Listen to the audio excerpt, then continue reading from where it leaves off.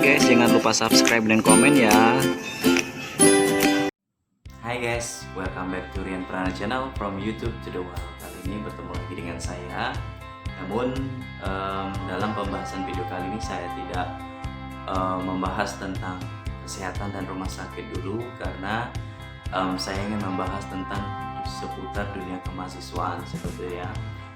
Pada saat bulan September, Oktober itu pasti penerimaan mahasiswa baru, dan juga sebagian dari beberapa kampus sudah mengospek mahasiswa-mahasiswa barunya. Ospek ini adalah gunanya untuk mengorientasi kepada mahasiswa baru terhadap lingkungan baru di sekitar kampusnya, seperti itu. Nah, sebelum kita mulai pembahasan kali ini tentang seputar dunia kemahasiswaan dan apa aja sih mahasiswa itu sendiri, maka saya mengucapkan dulu selamat datang bergabung mahasiswa-mahasiswa baru, di mana ini adalah perjalanan baru dalam kehidupan Anda, seperti itu ya. Jadi kuliahlah yang rajin, seperti itu. Namun di samping kuliah yang rajin, ada hal-hal yang harus kamu ketahui, apa itu status yang Anda sandang sebagai mahasiswa, seperti itu. Nah guys, bagi kalian yang sudah terdaftar di perusahaan di kampus, bukan di perusahaan, di kampus, Anda otomatis sudah memutuskan ingin menjadi seorang mahasiswa, seperti itu. Nah, dalam pertanyaannya, mungkin dalam benak Anda, adik-adik yang baru sekarang sudah dinyatakan sebagai seorang mahasiswa karena sudah mengikuti ospek. Apa sih mahasiswa tersebut, seperti itu ya? Mungkin kalian sudah mendapatkan materi-materi di saat ospek kemarin, namun saya berpikir bahwasanya karena di saat masa pandemik sekarang itu pasti ospeknya tentang materi tentang kemahasiswaan ada mungkin yang belum tersampaikan, seperti itu. Karena ada beberapa kampus yang saya pantau itu ospeknya tidak terlalu secara mendetail, karena mungkin berbicara tentang waktu ya, apalagi ini adalah masa pandemik secara daring ataupun online. Nah, jadi bagi adik-adik yang sedang mencari apa sih tentang mahasiswa itu sendiri, maka channel ini adalah tepat bagi Anda, seperti itu. Nah, jadi kalau Anda bertanya-tanya apa sih mahasiswa, seperti itu ya. Nah, di sini ada sedikit perubahan yang kalian rasakan, seperti itu. Dimulai dari dimana Anda tidak lagi diwajibkan untuk memakai pakaian seragam putih abu-abu seperti di SMA kemarin. Jadi you are free to choose your style, seperti itu. Nah, jadi di situ sudah terlihat jelas perubahan Anda secara physically. Nah, jadi ketika Anda menjadi mahasiswa, maka kalian harus mengerti peran dan fungsi Anda sebagai mahasiswa itu seperti apa. Karena inilah yang akan menjadi landasan Anda menjadi seorang mahasiswa itu seperti apa. Karena selama ini mahasiswa itu sudah banyak sekali mengalami degradasi dari fungsi dan perannya itu sendiri. Jadi mahasiswa sekarang itu banyak sekali melenceng dari apa yang sebenarnya, seperti itu ya.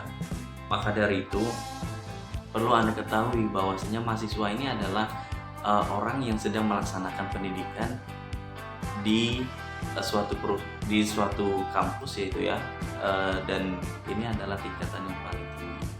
Jadi maha itu adalah tinggi.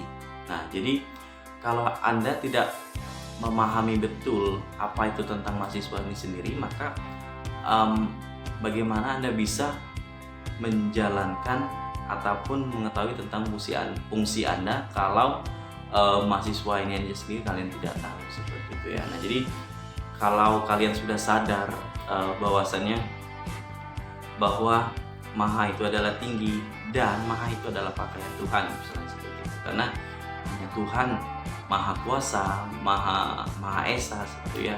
Dan satu lagi Anda mahasiswa tinggi derajatnya, seperti itu.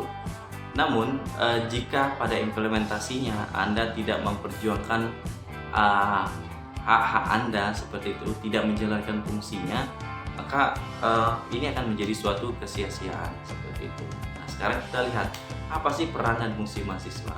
Yang pertama itu adalah agent of change. Nah, agent of change ini adalah fungsi kalian sebagai agen perubahan. Perubahan seperti apa yang dimaksud? Seperti itu.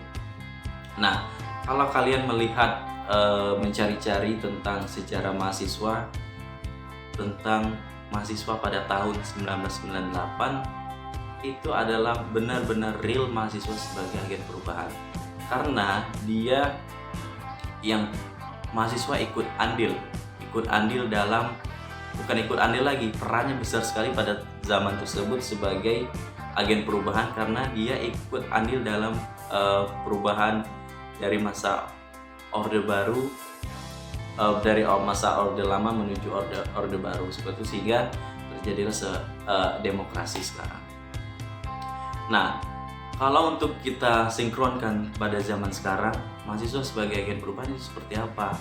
Nah, jadi mahasiswa juga ikut minimal adalah dapat menjadi agen perubahan di lingkungan sekitarnya seperti itu. Mulai dari lingkungan keluarga, lingkungan tempat dia tinggal, RT atau sebagainya. Itu ada hal yang paling kecil. Namun untuk lebih menjauh lagi, bagaimana kalian ikut andil dalam perubahan terhadap bangsa ini seperti itu. Anda bisa mengawal. Mulai dari pemerintahan, itu adalah yang dikatakan agen sebagai perubahan.